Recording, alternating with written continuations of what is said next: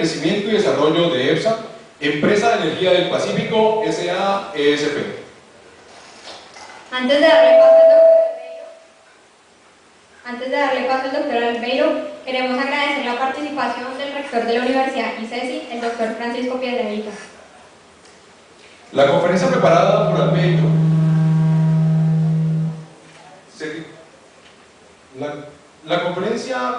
Albeiro Arias se titula Desarrollo de Infraestructura y Generación de Electricidad, caso EPSA. Bienvenido, ingeniero.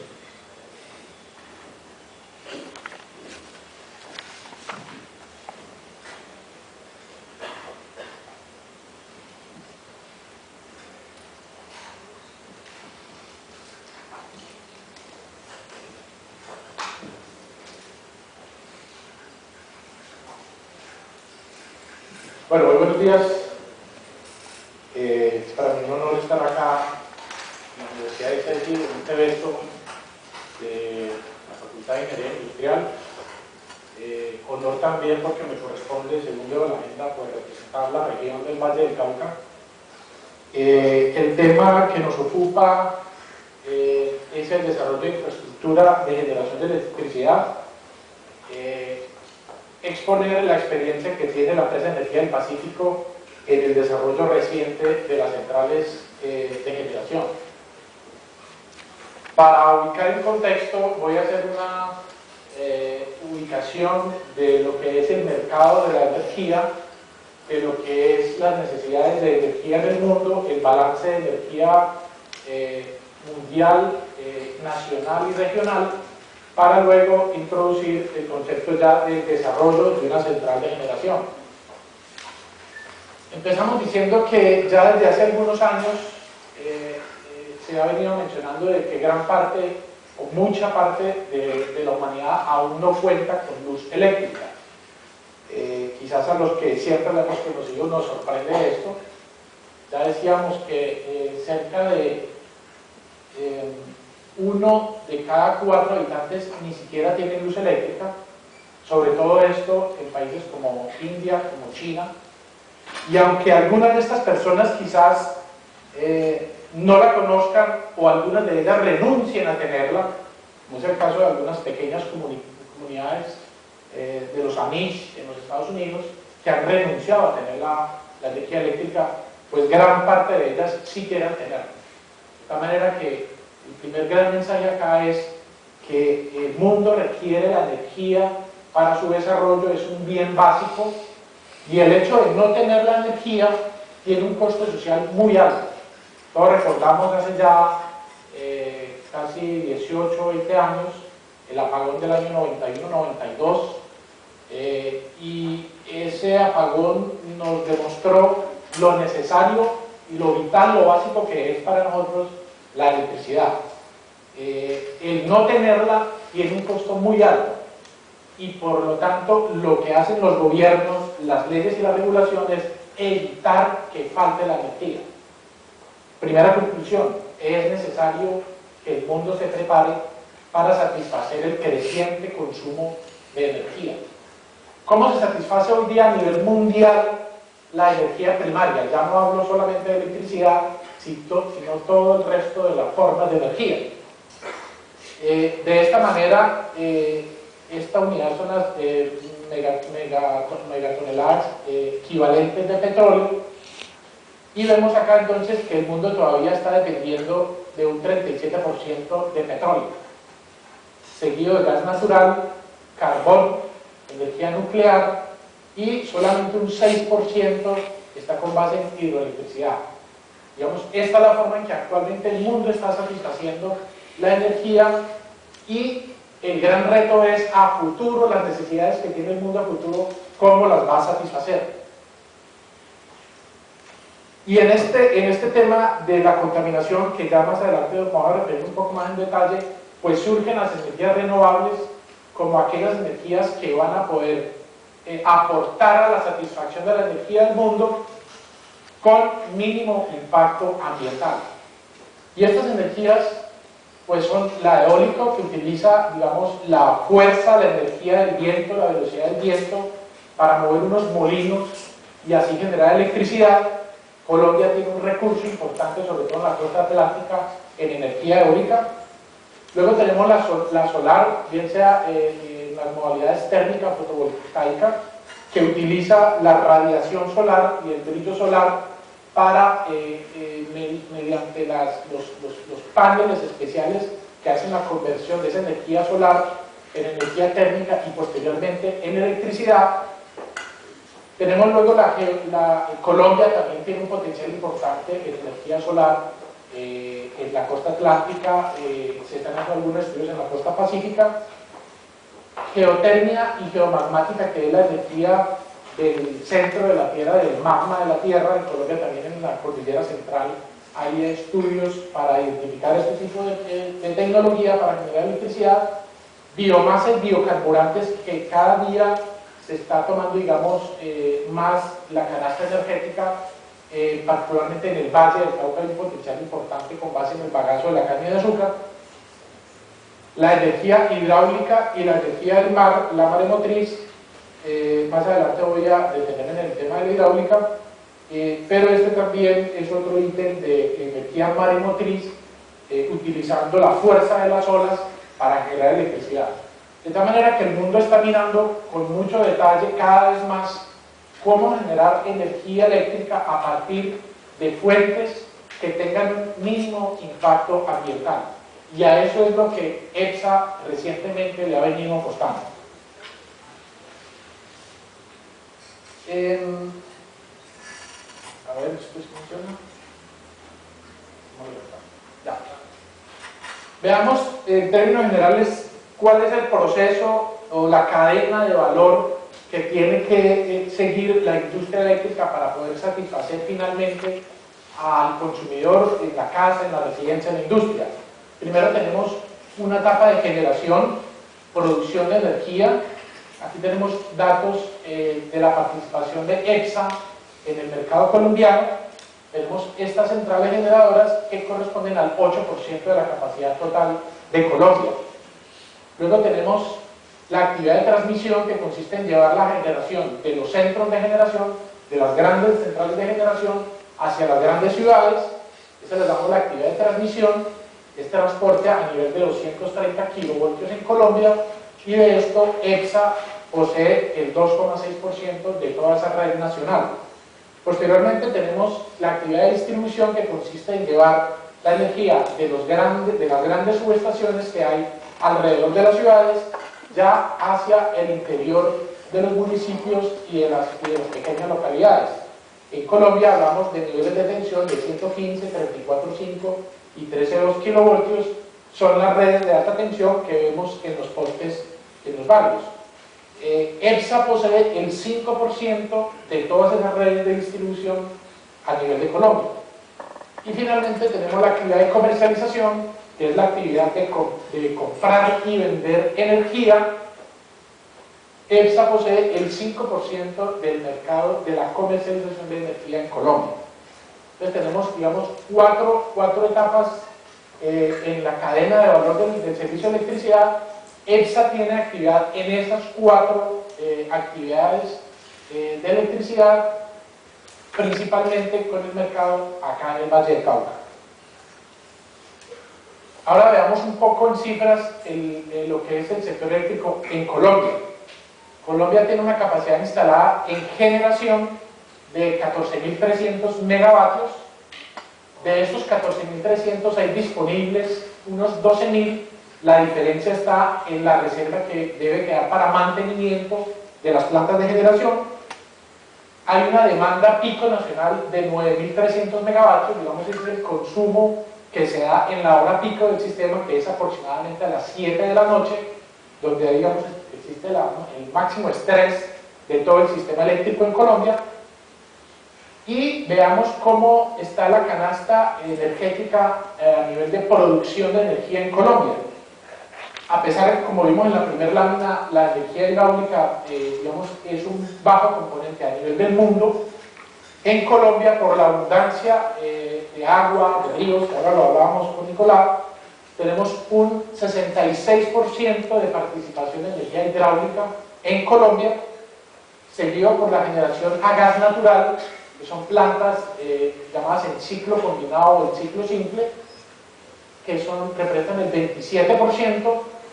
Y aquí un dato importante: a pesar de las grandes reservas de carbón que hay en Colombia y que se están explotando y exportando, la generación eléctrica con base en carbón solamente representa un 5% del total de la producción colombiana, dado principalmente por el gran potencial de energía hidráulica y dado que la gran cantidad del carbón que se produce se exporta para otros mercados en Europa y en Estados Unidos. Y las energías alternativas, excluyendo la hidráulica, o sea, la eólica y los cogeneradores, solamente representan un 3% del total de la energía en Colombia. En resumen, podemos decir que las energías alternativas, sin considerar la hidráulica, todavía es muy bajo, y considerando la hidráulica, pues tiene, digamos, un aporte bastante importante.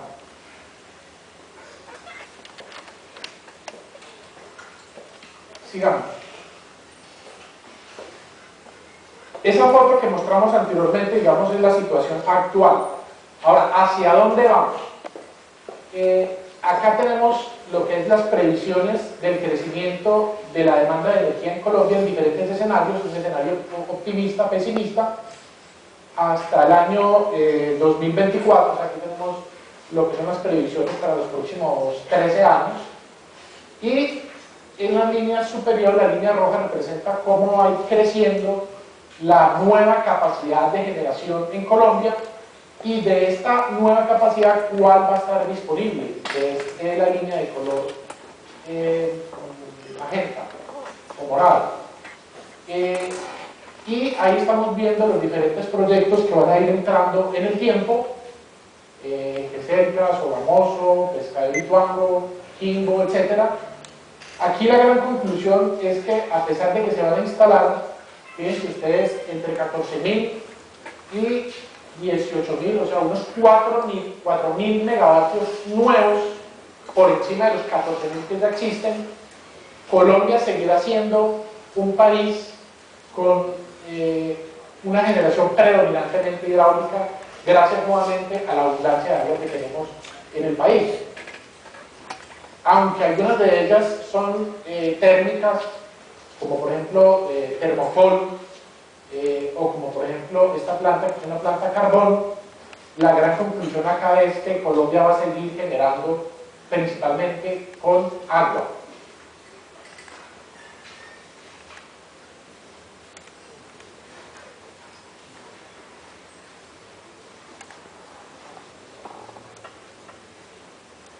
Ahora veamos en el Valle del Cauca cuáles son las plantas más recientes que van a ser instaladas por EPSA. Recordemos que la última gran central que entró a operar en el Valle del Cauca fue Salvagina.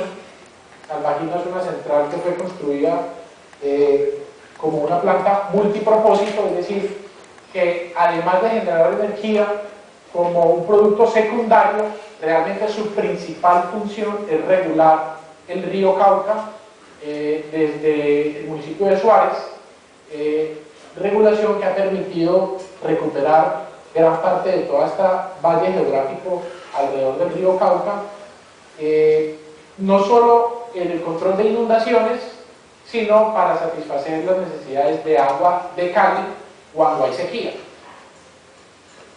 La entrada de Salvagina fue del año 85, pero ya desde el año 2005 EPSA empezó, digamos, a retomar la generación en el Valle del Cauca, principalmente ya no con los megacentrales como Salvagina, como las centrales del Chicayá, como la central de Calima, sino con base en pequeñas centrales que podían ser instaladas e identificadas en toda la cordillera central del Valle del Cauca, es decir, toda la zona de alta montaña, desde Palmira hasta Cartago. Nos dimos a la tarea de estudiar cuál es el potencial hidroeléctrico de esa cordillera central. De allí salieron una serie de paquetes de posibilidades de generar energía hidroeléctrica, no con presas, sino con caídas de agua, y de allí es que han salido estos 3 proyectos que están en construcción, 2 proyectos sobre el río Tuluá, llamados Alto Tuluá y Bajo Tuluá, un proyecto sobre el río Amaime en Palmira, llamado Proyecto Amaime, todos ellos con una capacidad instalada de alrededor de 20 megavatios cada uno de ellos. El proyecto de Amaime empezó a ser construido en el año 2008 y entró a operar ya este año, a principios del 2011. El proyecto del Bajo Tuluá y del Alto Tuluá están en construcción. El proyecto del Alto Tuluá debe entrar a operar a principios del próximo año 2012 y el proyecto del Bajo Tuluá debe entrar a operar en el segundo semestre del 2012. Estas centrales de energía renovable, como lo es el agua, si bien están aportando a la capacidad y a la oferta energética del suroccidente y de Colombia, tienen un impacto ambiental bajo, como lo vamos a ver más adelante, en la manera en cómo se han identificado, cómo se han planeado y cómo se están construyendo estos 20. Está pasando bastante lento. Veamos entonces, en términos generales, cómo es la estructura de un proyecto de generación de baja escala, como son las 3 centrales que he mencionado. Hay una presa o un pequeño azud o muro en el río. Hay unas obras de captación de desarene para, digamos, limpiar el río de lo que son los materiales y partículas medianas y finas. Luego hay un ducto forzado o un túnel. En el caso de estas 3 centrales tenemos unos túneles del orden de casi 3 metros de diámetro y longitudes en el entorno de los 4.000 y 5.500 metros. El de Amaime ya está construido, como les comenté. En el Alto Tuluá ya está construido el túnel de 5.100 metros y en el caso del Bajo Tuluá está construido en un 80% el túnel, el cual será terminado finalizando este año. Terminamos el túnel del Bajo Tuluá. Finalmente llegamos a una casa de máquinas en donde están instaladas las turbinas y los generadores, y finalmente el agua que es turbinada en la casa de máquinas pues regresa nuevamente al río. A partir de este punto entonces el río conserva digamos, sus condiciones naturales en cantidad y en calidad de agua. ¿Cuáles, digamos, las dimensiones o el concepto bajo el cual EPSA ha venido formulando estos proyectos? Estos proyectos ya no solamente son proyectos de ingeniería y en la órbita económica para, digamos, el cumplimiento de la función de la empresa privada, que es la creación de riqueza, sino que también hemos incorporado el concepto de sostenibilidad ambiental por la alta sensibilidad que tienen estos proyectos hidroeléctricos de generación en el entorno. El componente ambiental es fundamental y es básico para garantizar de que no solamente durante la planeación y la construcción del proyecto, sino durante la operación, el impacto ambiental sea mínimo. Asimismo, el componente social es fundamental porque estas centrales están ubicadas en zonas, como comenté, de media y alta montaña, por encima de los 1.500 metros, pudiendo llegar hasta los 3.000 metros. Son zonas rurales, comunidades marginadas, donde la presencia del Estado es mínima durante décadas y donde además hay una situación de conflicto y de guerrilla compleja.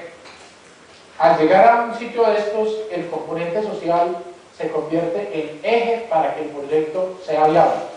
Y por eso se ha desarrollado ese componente social como uno de los 3 pilares para que estos proyectos tengan éxito. En la intersección entre lo social y ambiental tenemos mejor calidad para más gente. Es, digamos, el punto de encuentro entre lo ambiental y lo social, entre lo ambiental y lo económico, más satisfacción, más calidad, con el uso menor de recursos, introduciendo el concepto de ecoeficiencia. Y finalmente, la intersección entre lo social y lo económico, tenemos más satisfacción también para más gente. En EXA cada vez estamos incorporando más estos tres elementos para que estos proyectos puedan ser viables, no solamente en la construcción, sino en la operación de estas centrales, que es superior a los 50 o 60 años. Continuemos. ¿Cómo aplicamos ese concepto de lo económico, lo ambiental y lo social en la planeación y el desarrollo de una central hidroeléctrica? En primer lugar, tenemos un eje, digamos, técnico o de ingeniería que va evolucionando en la medida en que el proyecto va mostrando viabilidad en el tiempo. Fíjense que tenemos, digamos, 6 grandes etapas, desde el reconocimiento, prefactibilidad, factibilidad, preconstrucción, construcción de operación.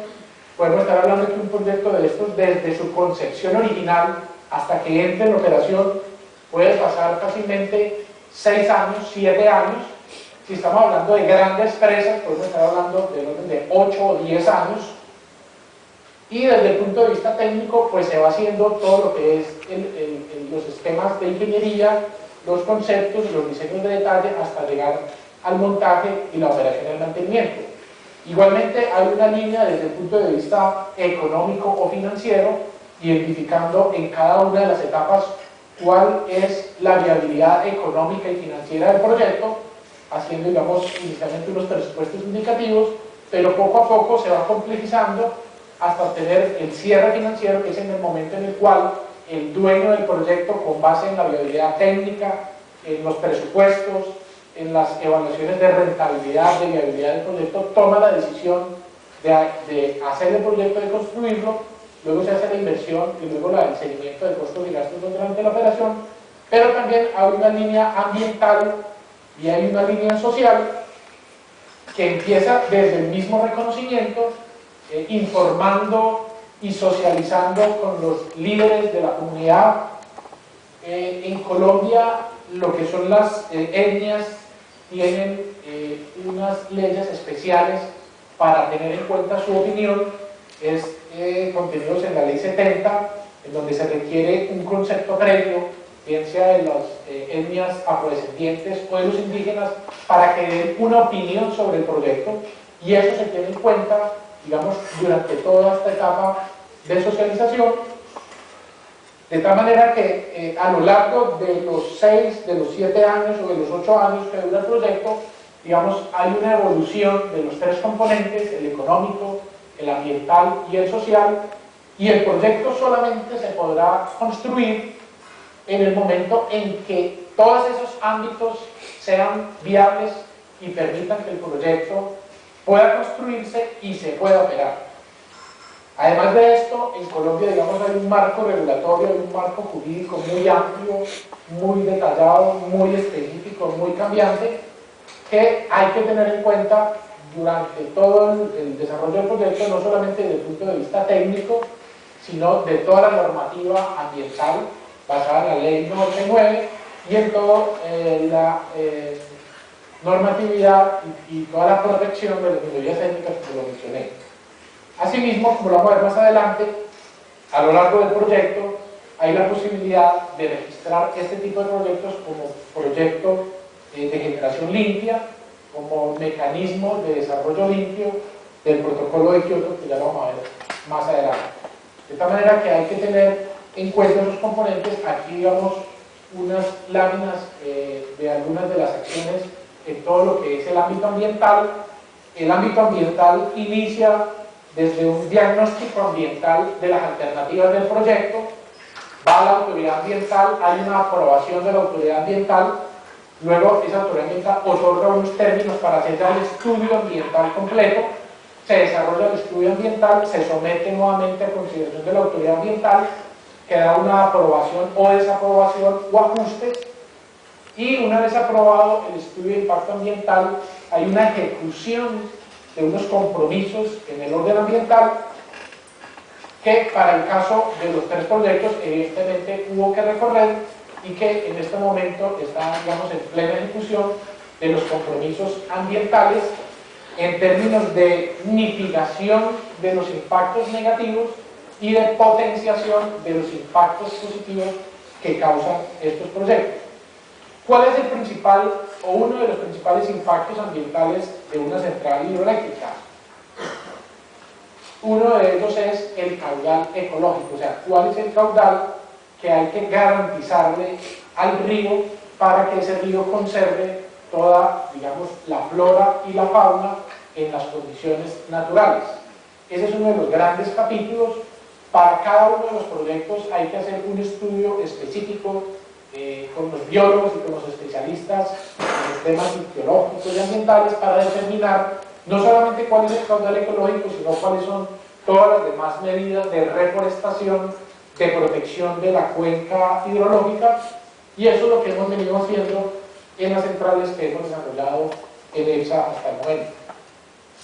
Desde el punto de vista social, además de las inversiones que hay que hacer desde el punto de vista ambiental y de protección de la cuenca, en EPSA desarrollamos lo que se llama el Plan de Sostenibilidad Social, que es, además de las inversiones de mitigación de los impactos naturales que ocasiona el proyecto, cuáles son aquellas necesidades de las comunidades que están relacionadas con el proyecto fuera de la ley, es decir, adicionales a la ley, mejor, adicionales a lo que establece la ley, y con estas comunidades se concerta un plan de inversión de proyectos de beneficio social que se ejecutan durante la construcción del proyecto y que algunos de ellos van más allá de la ejecución del proyecto. En algunos casos hay que atomizar estas inversiones, es decir, no siempre es posible hacer una sola inversión que abarque toda la comunidad, sino inversiones en comunidades puntuales, en términos de infraestructura educativa, en términos de proyectos productivos. Estas zonas también son apartadas y el término de acceso vial, de mejoramiento de las vías, siempre ha sido un punto importante que hemos abordado para, digamos, el aporte al mejoramiento de la calidad de vida de estas comunidades. Sin duda estos proyectos no los puede hacer una sola empresa.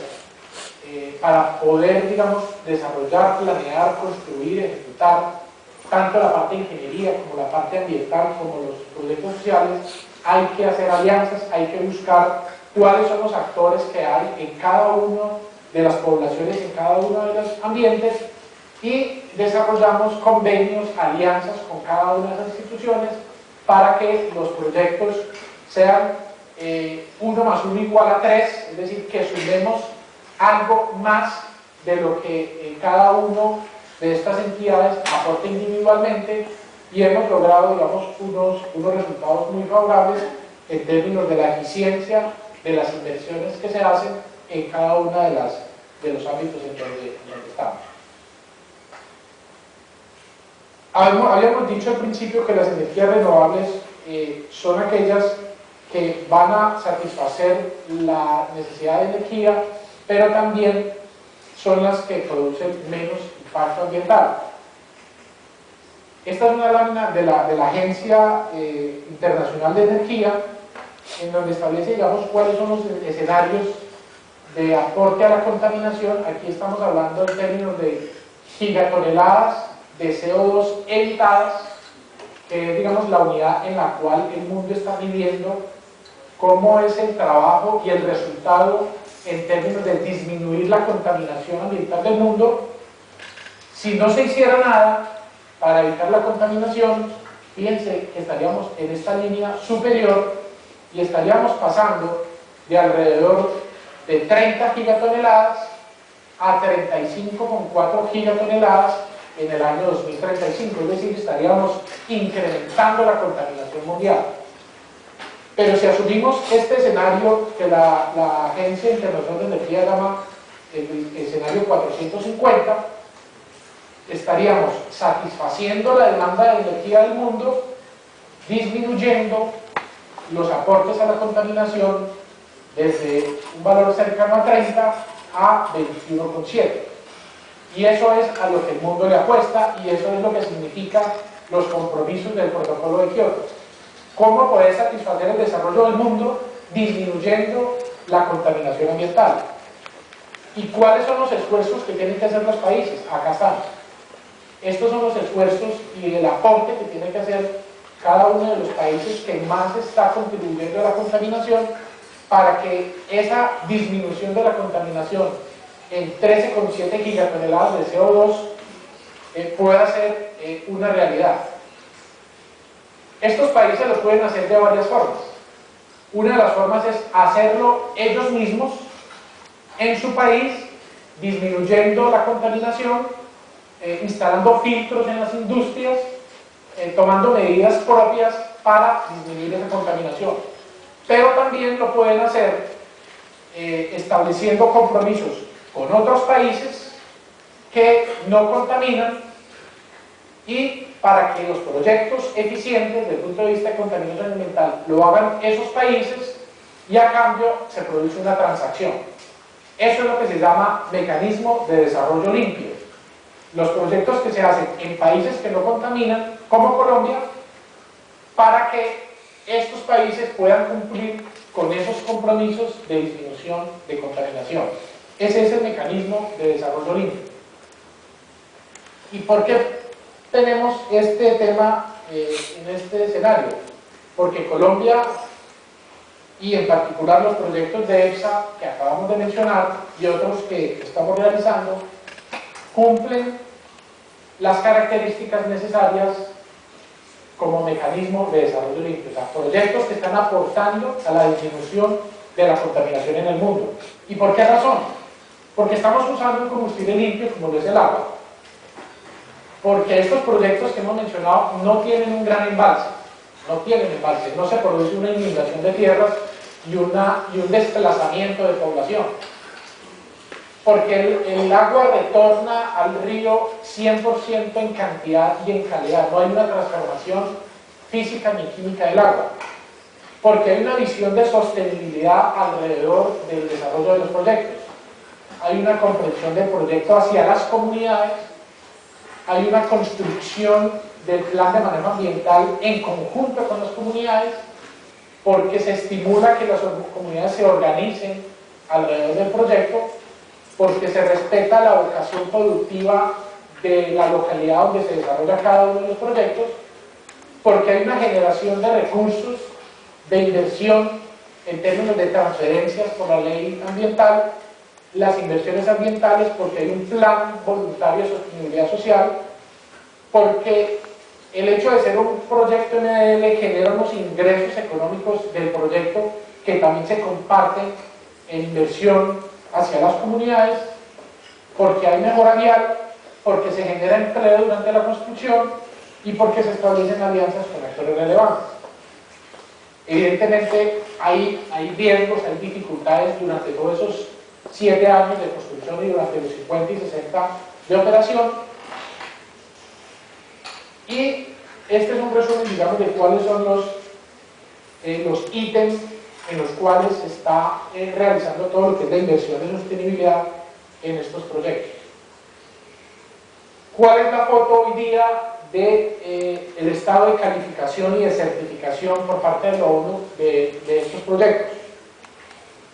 En el caso de Amaime, el 29 de octubre de 2009 se obtuvo la aprobación por parte de la ONU. Este es un trámite bastante dispendioso, bastante largo, nos tomó por lo menos 4 años demostrar en un trámite ante auditores internacionales que el proyecto finalmente era un proyecto de mecanismo de desarrollo limpio, o sea, que aporta al protocolo de Kioto. Amaime evita la emisión de 25.100 toneladas de CO2 al año.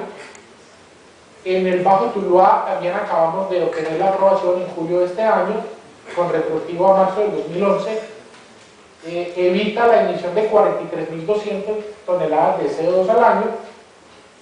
El Alto Tuluá estamos muy próximos a obtener la aprobación por parte de la ONU, evitará 40.000 toneladas al año.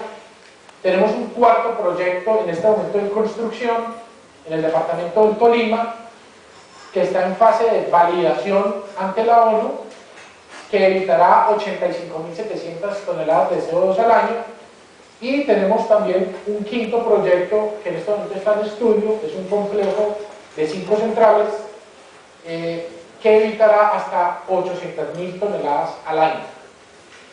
Cuando estos proyectos son certificados por la ONU y digamos les da la calificación de proyecto de energía limpia, esto se convierte en un título valor que se puede transar en el mercado internacional de bonos verdes de energía limpia. En el caso de Amaime ya hemos vendido esos certificados. Esto representa una transacción, como lo comenté ahora, entre Colombia, entre EPSA en particular, y una empresa española, para que esa empresa española pueda hacer su aporte al compromiso de disminución de contaminación que vimos en la lámina anterior. De tal manera que podemos decir que el Valle del Cauca y que EPSA en particular y que estos proyectos se convierten en proyectos de energía limpia y que, digamos, es ya una realidad todo lo que es el protocolo de Kioto en el caso de estos proyectos hidroeléctricos. Finalmente, ¿qué tenemos como conclusiones? En primer lugar, podemos decir que el mundo requiere necesariamente atender con energía todo su desarrollo. En segundo lugar, que es indudable que el desarrollo debe basarse en tres pilares de la sostenibilidad: la económica, la ambiental y la social, y en particular en Colombia son imprescindibles para cualquier proyecto, para cualquier obra.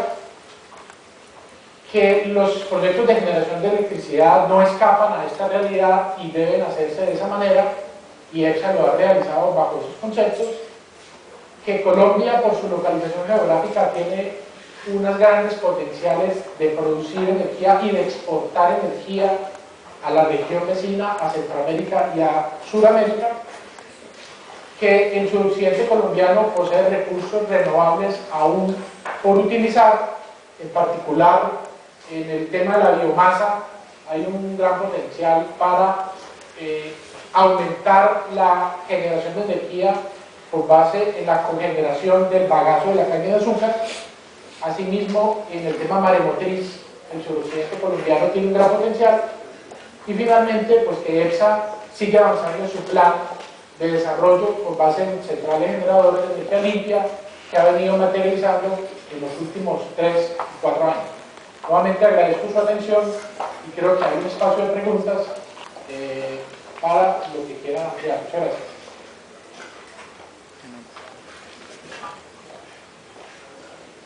Ingeniero Arias, el público tiene las siguientes preguntas. ¿Cómo hacen para medir los indicadores a futuro para generar energía de forma hidráulica si se prevé una disminución de este elemento debido al trato que se le ha manejado a través de los años? Bien, el tema de producción hidráulica se basa en estadísticas. Colombia tiene estadísticas de por lo menos 40 o 50 años en la mayoría de los ríos.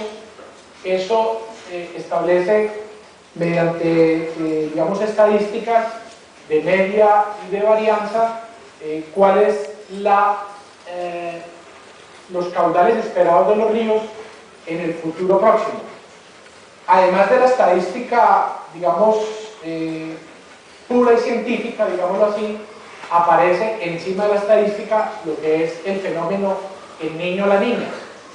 Todos lo conocemos, cuáles son los efectos de este fenómeno del Océano Pacífico que tiene influencia en Colombia, con disminución de caudales cada 5 o 7 años y con aumentos de caudales también en un ciclo de 5 o 7 años. Todo este, digamos, potencial y todos estos cálculos estadísticos son la base para poder calcular cuál es la capacidad que puede tener una central hidráulica y cuáles son esas variaciones a lo largo del tiempo. Como Colombia no puede depender de que en un niño se produzca un apagón, como el que mencioné ocurrió en el 91-92, pues es necesario conservar un balance entre la generación hidráulica y la generación térmica para que cuando haya un niño y las centrales hidráulicas no puedan generar, entonces entren a generar las plantas termoeléctricas y que lo hagan anticipadamente para que se disminuya la generación hidráulica y se vaya guardando agua en los embalses.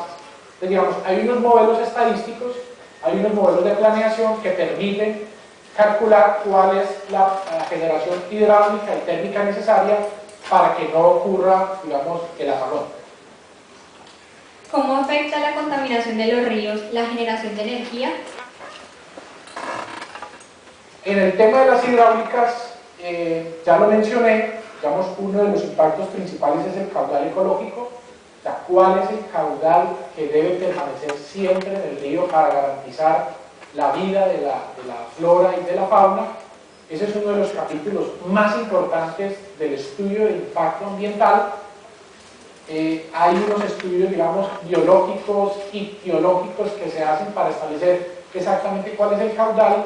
Ese caudal se somete a consideración de la autoridad ambiental y es la autoridad ambiental la que finalmente establece el caudal ecológico. Además del caudal ecológico, la normativa ambiental exige, digamos, que haya compensaciones por la instalación de una central en términos de reforestación, de repoblamiento, para garantizar de que el río y toda la cuenca hidrológica permanezca siempre en sus condiciones naturales. Hay otros impactos, por ejemplo, con los vertimientos de agua de las centrales térmicas, y también la normativa existe de que una vez pasado, digamos, el proceso industrial, el agua tiene que ser sometida a tratamientos, a filtros, a procesos químicos antes de ser vertida a los ríos, y esa, digamos, es una de las tareas de la autoridad ambiental, de las empresas que desarrollan estos proyectos, garantizar que el agua vertida a los ríos tenga las características necesarias para que pueda ser vertida. A través de Twitter nos llega la siguiente pregunta. Dados los problemas ambientales, ¿tiene la EPSA un proyecto que no dependa del agua para la producción de energía? En EPSA hemos venido, además de estas centrales que hemos comentado acá, que no tienen embalse, insisto en este punto, porque los embalses ocasionan, por la gran zona que inunda, desplazamiento de cultivos, desplazamiento de comunidades. Estos proyectos que he mencionado no tienen embalse, no tienen una presa, por lo tanto no hay un desplazamiento.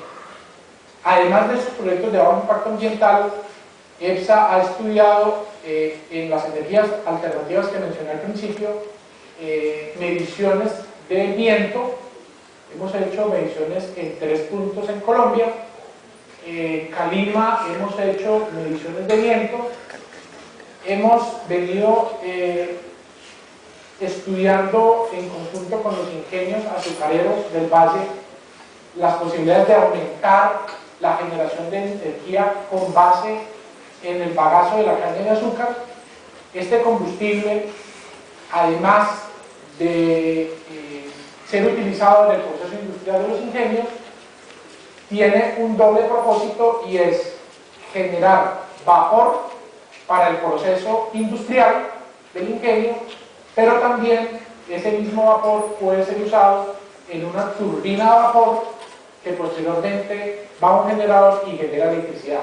Entonces son proyectos de eficiencia energética, multipropósito, que también hemos venido estudiando en conjunto con los industriales que se dedican a este renglón de la economía, y queremos también estudiar, digamos, otras fuentes alternativas que hay en el suroccidente, que apenas, digamos, estamos planeando. ¿Cuál es el compromiso ecológico con el lago Calima? El Calima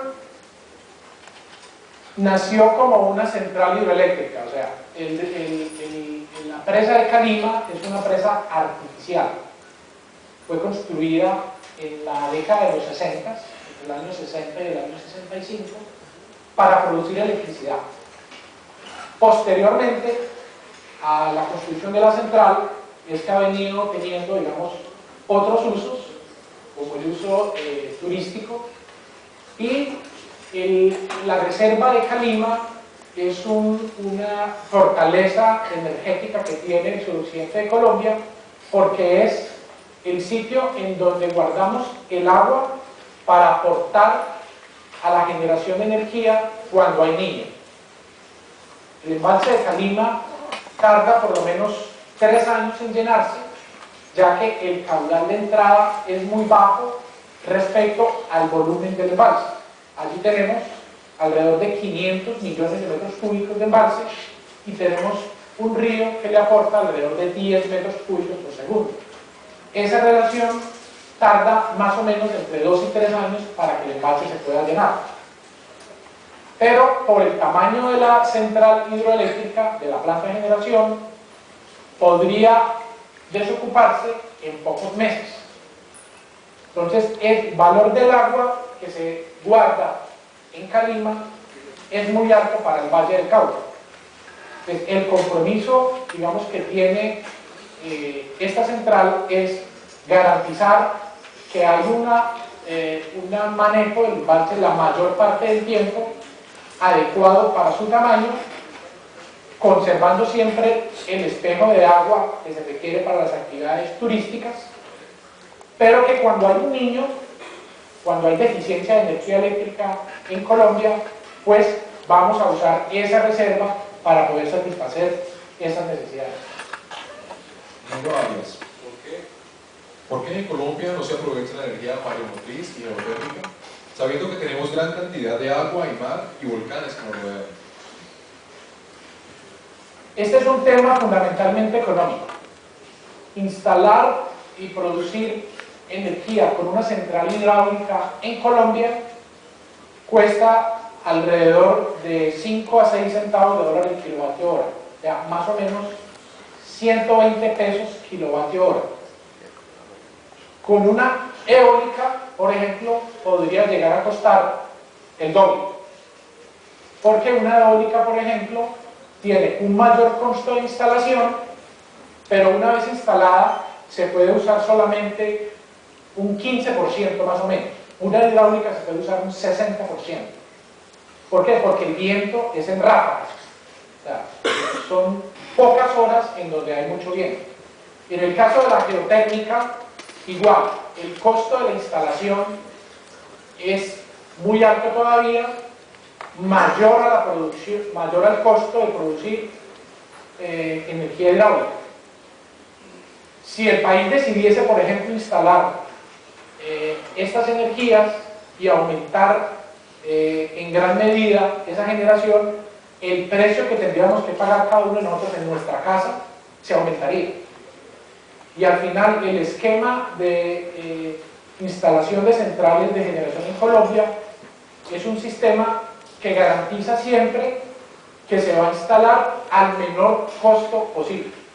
Por eso es que, aunque se están haciendo estudios de geotermia en la cordillera central, aunque EPSA está interesado en hacer estudios también en el Valle del Cauca, esto todavía va a tomar tiempo, por otra razón, porque en Colombia, recuerden al principio comentamos que hay instalados 14.000 megavatios, 14.000, pero con agua, solamente con agua, podríamos instalar unos 80.000 adicionales, o sea, multiplicar por 7 o por 8 lo que tenemos actualmente instalado. Eso quiere decir que todavía hay mucha energía hidráulica a un precio económico. Si el consumo y la capacidad de generación de energía hidráulica estrechan su diferencia en las proyecciones a futuro, ¿la generación hidráulica podrá dar abasto a la población creciente o en algún momento se deberá aumentar la producción de energía de otras fuentes? Tanto en el mundo como en Colombia se requiere una mezcla. No podemos depender de un solo combustible nunca. Por lo que ya mencioné, si dependiéramos 100% del agua en Colombia, cada vez que ocurre un niño, faltaría la energía. O tendríamos que instalar, digamos, 30.000 megavatios en Colombia para consumir solamente 14.000 y garantizar de que en los niños no vaya a faltar la energía. Eso sería un costo muy elevado. De tal manera que aunque en Colombia haya mucha agua, no podemos depender 100% de ella.